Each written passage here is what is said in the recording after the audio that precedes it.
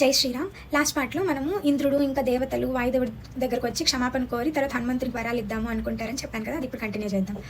First వచ్చి వాయుదేవుని కోపాన్ని చూసిన దేవతలందరూ ఫుల్ చింతపడ్డారని చెప్పా కదా, అసలు ఊపిరే లేకపోతే లోకమే నిలబడదు కదా.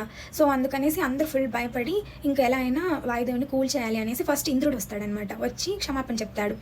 సారీ, నాకు తెలియకుండా చిన్నవాడే అయినా ఆయనలో అంత శక్తి ఉందని నాకు తెలియదు, నాకు ఎవరు చెప్పలేదు, అందుకే ఇలా పొరపాటున చేసేసాను అనేసి ఇంద్రుడు క్షమాపణ కోరుతాడనమాట వాయుదేవుడిని.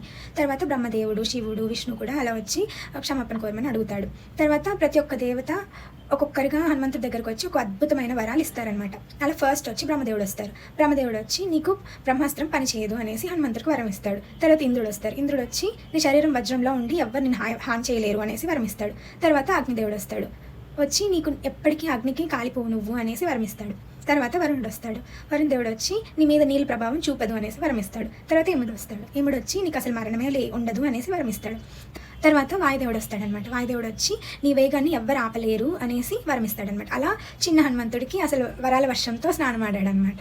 ఇంకా అతని బలశాలి, ఇంకా వీరశూరుడు, అజారామరుడు ఇలా అయిపోయాడు అనమాట. ఈ పేర్లతో పిలువబడిపోయాడు.